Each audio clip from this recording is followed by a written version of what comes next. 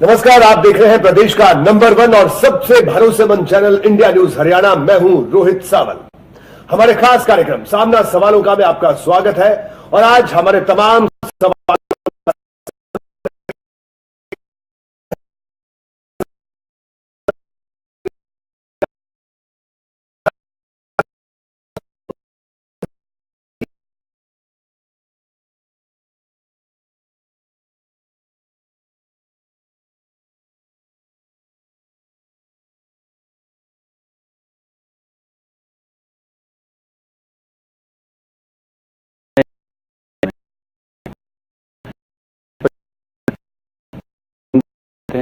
अब समर्थ पंचायतें, गौरवपूर्ण हरियाणा जिसमें ग्राम गौरवपट लगाते हुए हैं, पूरा टोटली ओडीएफ हरियाणा जिसमें एक भी लोग वोटर लेके बाहर नहीं जाता हो, बेटियों की संख्या बढ़ना, गांव में सचिवालय बनना, अटल सेवा केंद्र बनना। मैं किसी एक विभाग से शुरू कर रहा हूं जी। आप कहेंगे कि पिछले 10 साल का इस विभाग का काम, और ऐसे कुछ मैंने, और अभी हम चौधरी छोटूराम ग्रामोदय योजना जो लेकर आ रहे हैं जी, हमारी कोशिश ये है कि हर गांव तक कम से कम इतने विकास कार्य कराएं कि 1 करोड़ रुपया हर पंचायत तक पहुंचाते हुए। पूरा स्वरूप बदला है हमने ग्रामीण हरियाणा का जी, और पूरा देश उसकी तरफ देख भी रहा है, अनुकरण कर रहा है। बहुत सारे राज्य उन क्वालिफिकेशंस को लेकर आ रहे हैं, उस बदलाव को समझ रहे हैं। हमारी 5 यूनिवर्सिटी ने सर्टिफिकेट कोर्स शुरू कर दिया है। हमारी सके, और अभी मैं उससे आगे सोच रहा हूं, क्या सामाजिक संकेतक जिसको सोशल इंडेक्स कहते हैं, उसके आधार पर हम गांव की श्रेणी बना सके, स्टार्स दे सके। जैसे बच्चा जब अच्छा काम करता है तो हम उसको स्टार देते हैं, उसका हैंड राइटिंग अच्छा है तो स्टार देते हैं, उसने होमवर्क अच्छा किया स्टार देते हैं। जिस गांव में बेटियां की संख्या अच्छी हो गई है उस गांव को हम स्टार दे सकते हैं। जिस गांव के स्वच्छता का लेवल अच्छा हो गया है उसको स्टार दे सकते हैं। इसलिए एक एक सामाजिक इंडेक्स पकड़ते चले जाएं। जिस गांव में वृक्षारोपण बहुत अच्छा है उसको स्टार दे सकते हैं। ये जिस गांव का शौचालय बहुत अच्छी सर्विस दे रहा है, ग्राम सचिवालय, स्टार दे सकते हैं। तो ऐसे आजकल सब चीजें वेबसाइट पर अवेलेबल हो सकती हैं। और मैं इसको कई बार हंसते हुए ऐसे भी कहता हूं, जब हम ये स्टार का सिस्टम शुरू कर देंगे, ऐसे रेटिंग करेंगे तो आपसी प्रतिस्पर्धा होगी, और आपसी प्रतिस्पर्धा होगी तो लोगों के ध्यान में आएंगे कि कौन गांव सबसे बेहतर कर रहे हैं। बात करें, मैं थोड़ी सी बात मजाक कह के आगे बढ़ता हूँ, फिर उन गाँव में सगाई वाले भी ज्यादा जाएंगे जिनकी स्टार रेटिंग अच्छी होगी। बिल्कुल। तो धनखड़ साहब, एक बार पहले भी आपने बयान दिया था, सगाई वाला बयान था, वो भी खासी चर्चा में रहा था। बहरहाल, किसानों की अगर हम बात करें तो हरियाणा के किसान की जिंदगी में कितना बदलाव आया, क्योंकि हरियाणा के कृषि मंत्री ओम प्रकाश धनखड़, वो ओम प्रकाश धनखड़ जो किसानों के लिए पैदल मार्च करते रहे जब सरकार में नहीं थे। तो ऐसे में किसान को काफी उम्मीद, हरियाणा के किसान को ओम प्रकाश धनखड़ से व्यक्तिगत तौर पर भी थी, सरकार के नाते तो थी। सबसे पहले जब 26 तारीख को सरकार बनी 14 में, और 29 को मंत्रालय मुझे दिया गया कि आप कृषि मंत्री होंगे, और 10 दिन बाद मुझे बताया गया कि प्रदेश में खाद खत्म हो गई जी। अब तब तक मुझे भी नहीं मालूम था कि ये पूरा मैकेनिज्म क्या है। मैंने तुरंत ऑफिसर्स को बुलाया कि क्यों ऐसा हुआ। तो उन्होंने कहा, साहब हमारे यहाँ इस रबी की फसल में 11.5 लाख टन खाद लगती है, और मिलियन वो टन लगती है, और जो है 35,000 टन हुड्डा साहब रख कर गए थे, वो हमने बांट दी जी। तो मैंने कहा मिलेगी कहां से? बोले केंद्रीय मंत्री अनंत कुमार जी हैं, खाद के मंत्री और रसायन मंत्री, उनसे मिले। चलो मेरे मित्र हैं। मैं भाग दौड़कर उस सीजन को मैंने पूरा किया। लाइनें लगी, कई जगह पुलिस स्टेशन में भी लाइनें लगी, लेकिन उसके बाद 4 फसलें चली गई। कहीं खाद बीज, इसके लिए आपने कहीं हरियाणा में कोई खबर बनाने का मौका मिला? बिल्कुल, सबसे बेहतर इंतजाम मैंने किया है जी। संयोग से कहें, दुर्योग से कहें, मेरी जब पहली फसल आई उसी पर ओलावृष्टि हो गई जी, 20% फसल खराब हो गई। हम 2-2, 2.5 रुपए के चेक पिछली सरकारों में, मैं किसान मोर्चा के नेता के नाते उठाता था। पहला निर्णय हमने किया कि 500 रुपए से कम किसी को नहीं देंगे, चाहे उसका 1 फुट बाई 1 फुट का हिस्सा खेत में आता हो जी, कितना देंगे। 6,000 रुपए मैक्सिमम कंपनसेशन था हरियाणा में। मैं आपके सामने दावे से कह रहा हूं, हरियाणा एकमात्र ऐसा राज्य है पूरे भारत में जो 12,000 रुपए प्रति एकड़ मुआवजा देता है। दूसरा, 2.5 वर्षों के इस कार्यकाल में 2200 करोड़ रुपए मुआवजा, गेहूं पर उस समय 1095, फिर कपास पर 950 करोड़ और बाकी कुछ फसलों को मिलाकर 2200 करोड़ मुआवजा देने वाला केवल मात्र हरियाणा का कृषि विभाग है, हरियाणा सरकार है, देश के बाकी कोई नहीं है। मेरे एक मित्र दिल्ली में मुख्यमंत्री हैं जी, उन्होंने घोषणा की थी कि मैं हमसे ज्यादा देंगे जी, 20,000 रुपए प्रति एकड़, लेकिन आपके पड़ोस में है दिल्ली के गांव, जरा पता करा लीजिए गिरदावरी भी हुई क्या, किसी को एक पैसा भी नहीं मिला। तो हम हरियाणा में इस मामले में सबसे आगे।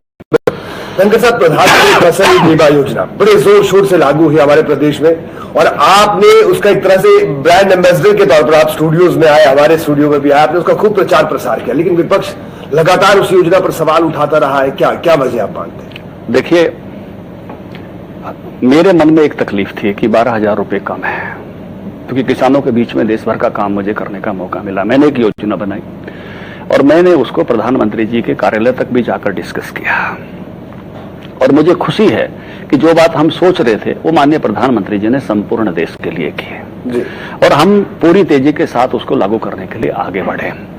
पहली फसल का जो बीमा हुआ था, उस फसल बीमा के बदले में किसानों को 210 करोड़ रुपए मिल रहा है और हमको और आपको दोनों को पता है रोहित जी, पिछली धान की फसल पर कोई बहुत बड़ा नुकसान नहीं था।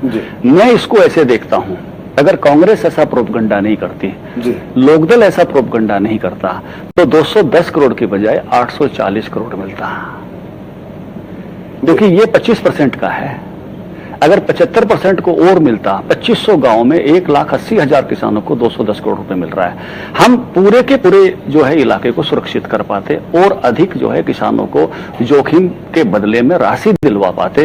ये बहुत बेहतरतम योजना है और सभी किसानों को इसको अपनाना चाहिए। और जब से ये शुरू हुआ है तो बाकी सबको भी अब इसका भरोसा हो गया है। कल ही एक गाँव में, मैं 25 तारीख को एक गाँव में जाने वाला हूँ, वहां के किसानों को 25 लाख रुपए कंपनसेशन मिला है और वो इसलिए मुझे बुला रहे हैं कि गांव में कार्यक्रम में मैं जरूर आऊं, जिससे बाकी किसान भाई भी जागरूक हों। हमारे मुख्यमंत्री जी ने हमने 12-12 लाख के चेक बांटे हैं। हम सोच नहीं सकते थे। 6 लाख का चेक किसानों को दिया है, 4 लाख से ऊपर के चेक दिए हैं, 3 लाख के चेक दिए हैं। हम 12,000 के मुआवजे में वो नहीं दे सकते थे। बिल्कुल, ये जो योजना है ये किसानों के लिए वरदान है। समस्त किसान भाइयों ने इसको अपनाना चाहिए। धनखड़ साहब, एक पानी की हमारे पूरे प्रदेश को और हम लोगों को भी इंतजार है कि वो पानी कब आएगा, जो हमारा हक है। थोड़ा एसवाईएल की बात देखिए, हमारे हिस्से का पानी 79 लाख एकड़ फीट है। अभी 60 लाख एकड़ फीट पानी हमको मिल रहा है, 19 लाख एकड़ फीट पानी आना बाकी है और उसी के लिए ये चैनल एसवाईएल का बनाने का विषय हुआ था। और इसमें जिस तरह से राजनीति ज्यादा होती रही जी, काम कम हुआ जी।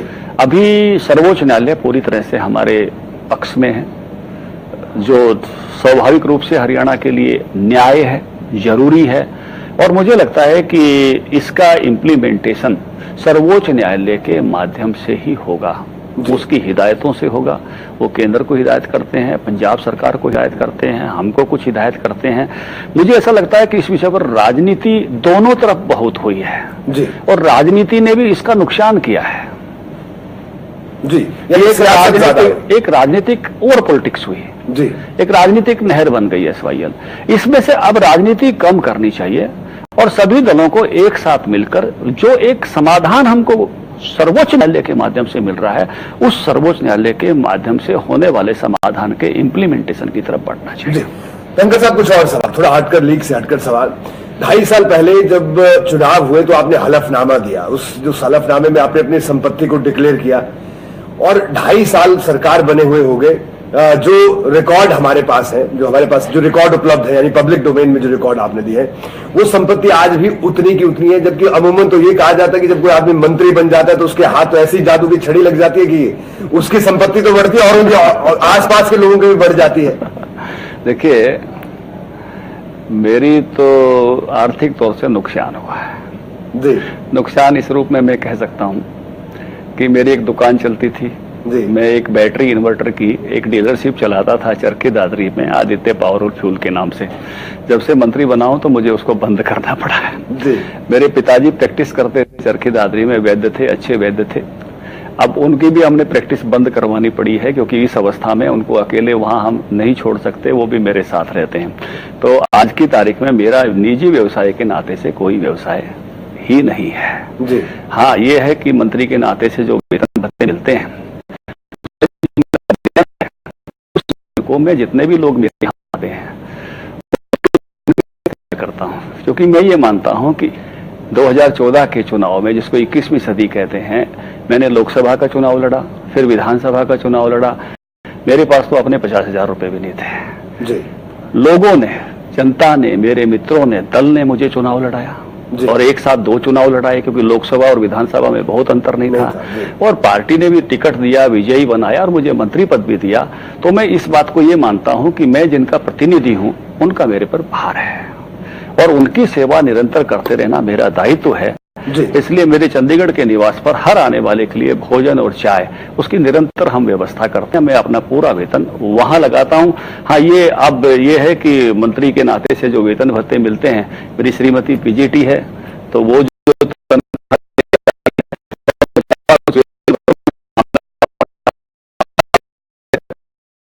व्यक्तिगत संघर्ष की बात करें, पूरा प्रदेश ओम प्रकाश धनखड़ को, या देश आपको जानता है, किसान नेता के नाते किसान मोर्चा का काम आपने लंबे अरसे तक देखा, लेकिन आज आप कैबिनेट मंत्री हैं, संगठन में बड़ी जिम्मेदारी राष्ट्रीय स्तर पर भी आपने निभाई, लेकिन यहां तक पहुंचने का जो संघर्ष था, उस संघर्ष को किस तरह से देखते हैं? आज यहां पर पहुंच कर अगर पीछे पलट कर देखते हैं तो किस तरह से देखते हैं? देखिए, मैं ये मानता हूं कि गीता में कहा है कि कर्म, विक्रम और अक्रम, ये मनुष्य की यात्रा है। और जो भी व्यक्ति जीवन में अपना विक्रम खोज लेता है, उस व्यक्ति को जीवन में ज्यादा कर्म नहीं करने पड़ते हैं और वो अक्रम तक की यात्रा भी कर सकता है। जैसे हम सब लोग कोई भी काम करते हैं तो उसको कर्म कहते हैं। गीता प्रवचन है, उसमें कहा है कि अपने मन का कर्म विक्रम है। और किसी को अपने मन का कर्म करने को मिल जाए तो उसको कभी ये एहसास नहीं होता कि मैं काम कर रहा हूं। ये भागदौड़ तो आपने मेरी देखी है और दिखाई भी है जी। लेकिन मुझे कभी ये नहीं लगा कि मैं कोई काम कर रहा हूं, क्योंकि वो मेरे रुचि का काम था। मुझे अनेक बार लोगों ने कहा, एक बार मैं HIU में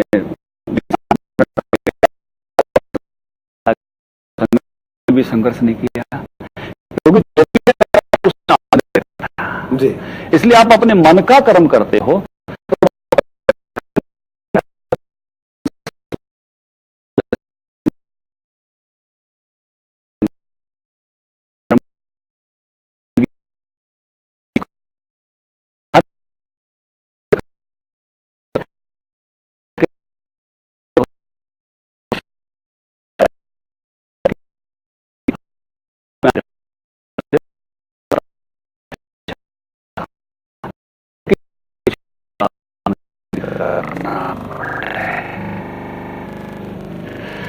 आपकी इच्छा मात्र से काम होने लग जाए। अब ये कैसे होता है?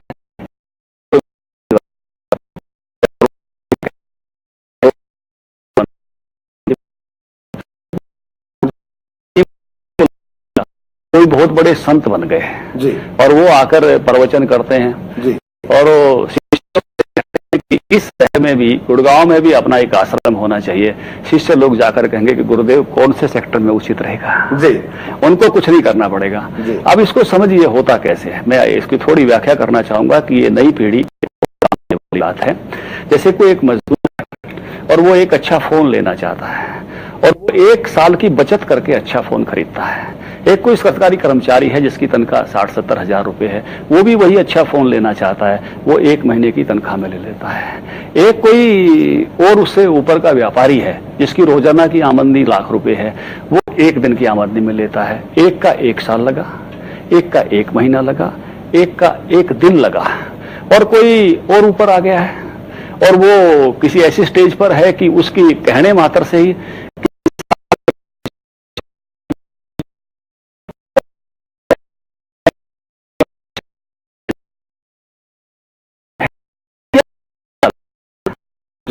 की क्रिया की मात्रा घटती हुई चली जाती है, तो आप अक्रम की स्टेज पर पहुंचते हो। भगवान का यही संदेश है, कर्म करो लगातार, अक्रम में भी आप कर्म करते हो, अपना विक्रम ढूंढो और अक्रम तक की यात्रा करो। चलिए, जबरदस्त धनखड़ साहब, एक अलग अंदाज में, एक नए तरीके से आज प्रदेश की जनता आपको सुन रही है। अमूमन राजनीति की बातें तो खूब होती है, एक नए अंदाज में एक अलग रूप हमें आपका देखने को मिला और निश्चित तौर पर अच्छा भी लगेगा मुझे लगता है प्रदेश की जनता को एक मंत्री के मुंह से ऐसी तमाम बातें सुनना, सियासत से हटके। लेकिन सियासत की बात भी जरूर करेंगे। धनखड़ साहब, ये अधिकारियों की बात जब से सरकार बनी तब से कि सब अधिकारी नहीं सुनते, हालांकि अब आप लोगों ने कहना शुरू कर दिया कि नहीं अब अधिकारी सुनते हैं, लेकिन आपके कई विधायक अभी भी यही नाराजगी जाहिर करते हैं, कई बार पब्लिकली भी और कई बार ऐसे भी। क्या कहना आपका, क्या सचमुच ऐसी स्थिति है? अधिकारी तो आंख के इशारे से चलते हैं जी, दौड़ते हैं, और इतनी अच्छी डिलीवरी जो हम दे रहे हैं ये अधिकारियों के अच्छे काम के कारण ही दे रहे हैं। ये जो अपेक्षा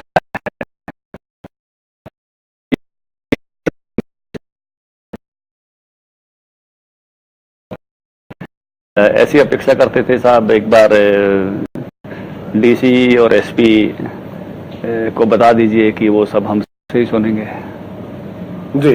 अब वो उसके एक स्वाभाविक सहज अपेक्षा, सरकार आई है, पहली बार सरकार आई है, ऐसी अपेक्षा एक स्वाभाविक है जी। लेकिन इसको व्यवहारिक रूप में देखेंगे तो क्या बहुत सारे लोगों को सुनकर कोई निर्णय कर सकता है? नहीं कर सकता। तो कमांड कहां से आनी चाहिए जी, निर्णय कहां से आने चाहिए? तो स्वाभाविक रूप से ऐसी अपेक्षा होना एक स्वाभाविक बात है कि सब अधिकारी लोग सुने, लेकिन ये उसका भी एक संतुलन की आवश्यकता होती है, और वो संतुलन सरकार में मैं कहता हूं बेहतरतम है, जहां जो भी सरकार के उस नाते से दायित्ववान लोग हैं उन सबकी बात आंख के इशारे से सब सुनी जाती है, और जो ऐसी अपेक्षा जिनकी है उन सबकी सुनने के लिए मुझे लगता है कि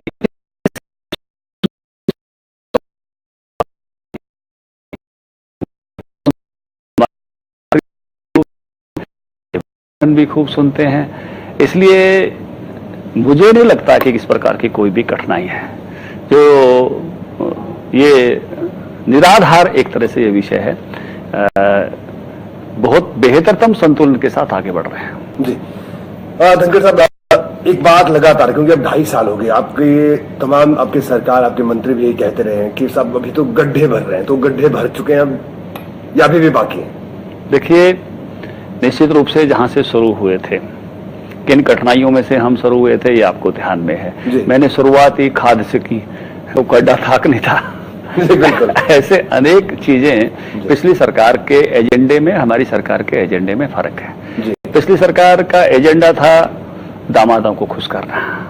अब हमसे संयोग से हम ऐसी सरकार में हैं जिसमें दामाद ही नहीं है जी, दामाद फ्री सरकार है। तो उस नाते से यहाँ एजेंडा ही अंतर है। यहाँ एजेंडा पूरा हरियाणा है, यहाँ एजेंडा जन सेवा है, यहाँ एजेंडा गुड गवर्नेंस है। गुड गवर्नेंस के बहुत सारे काम नहीं हुए, नीतियां इस तरह से बनाई जाती रही कैसे कुछ लोगों के फेवर में हो, या जिनके लिए फेवर देना है उनके लिए नीतियां बने। इसलिए उनको लगातार सुधारते और बदलते हुए जाना।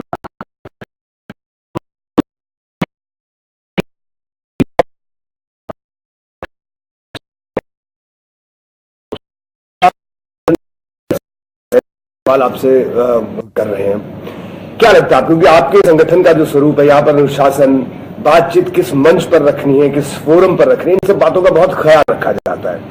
लेकिन चुनावों के दौरान जो बाहर के दलों से लोग आए वो तो इस नियम कायदे का बिल्कुल पालन नहीं करे। उदाहरण है राजकुमार सैनी साहब, जब उनके मन में जो आता है वो कहते हैं, वो बयान देते हैं। वो इसके अलावा भी और कई उदाहरण है। तो आपको नहीं लगता कि उन लोगों की स्कूलिंग अभी तक आप नहीं कर पाए उस तरह से? देखिए, बिल्कुल जायज सवाल है, और निश्चित रूप से बीजेपी की संगठना में जो पले बढ़े लोग हैं,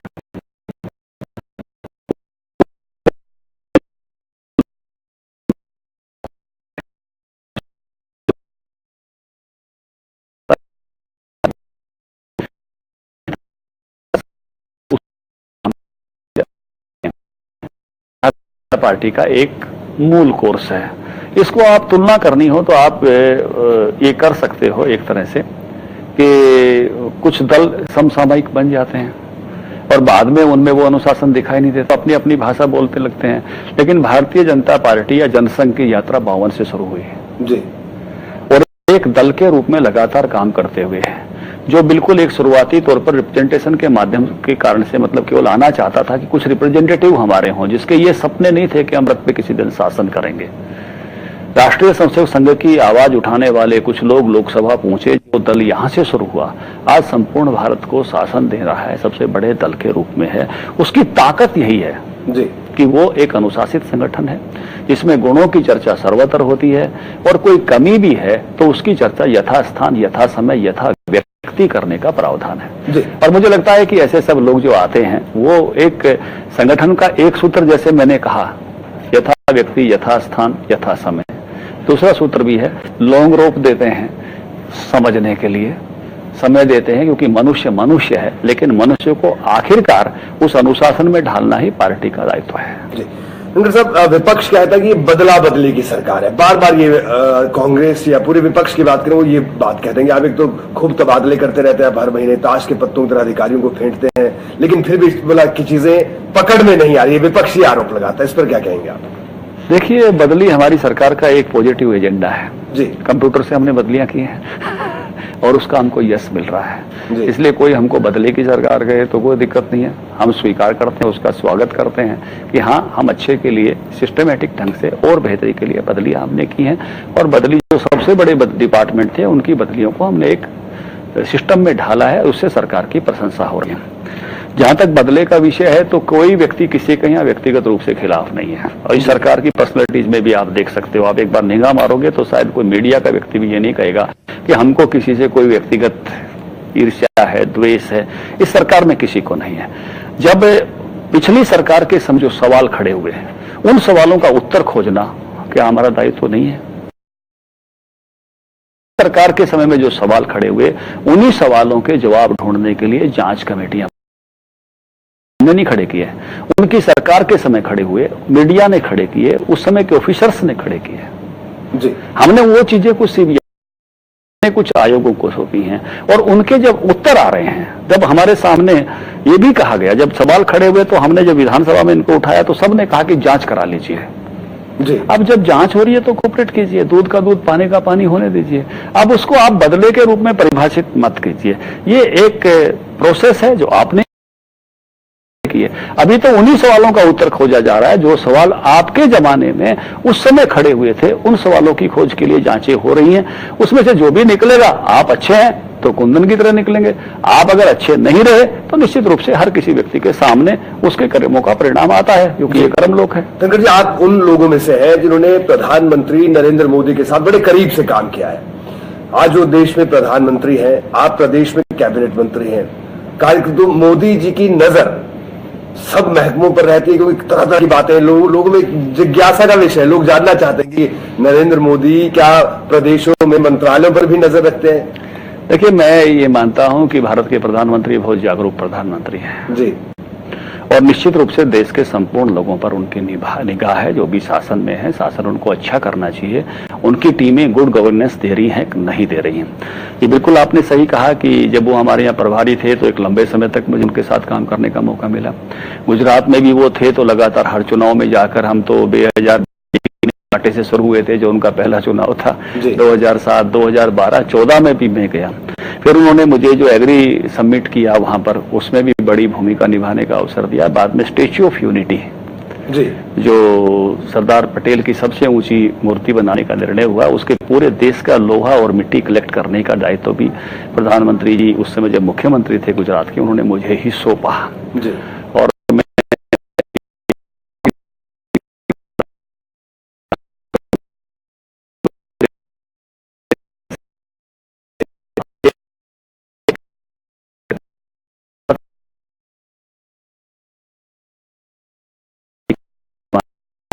के प्रधानमंत्री हर छोटी से बड़ी चीज पर निगाह रखते हैं जी। एक आखिरी सवाल धनखड़ साहब, क्या कहेंगे सबसे बड़ी चुनौती अब आने वाले वक्त में क्या आप मानते हैं अपने लिए, और क्या सबसे बड़ा मुश्किल दौर रहा आपका इन 2.5 साल के दौरान? देखिए, राजनीति ऐसी चीज, मैं आपको यहां से रोहित कहना चाहता हूं, और ये मैसेज मेरा युवा पीढ़ी के लिए भी है, बिना चुनौती के तो वीडियो गेम्स भी नहीं होते हैं जी। अगर वीडियो गेम्स में भी कोई चैलेंज नहीं आएगा तो मजा नहीं आएगा, खिलाड़ी छोड़कर चला जाएगा जी। और हमने तो बड़ी बड़ी हिमालय जैसी चुनौतियों में से हम 2.5 साल में निकल कर आए हैं। बहुत सारी ऐसी चीजें बेस्ट करते करते भी हमारे सामने चैलेंज खड़े हुए, लेकिन हमने अपने धैर्य से, और हमने अपनी जो सूझ थी और सामूहिक समझ थी उसके माध्यम से अभी चुनौतियों से आगे गए हम। हमारी जो सोच है कि हम किस रास्ते पर आगे बढ़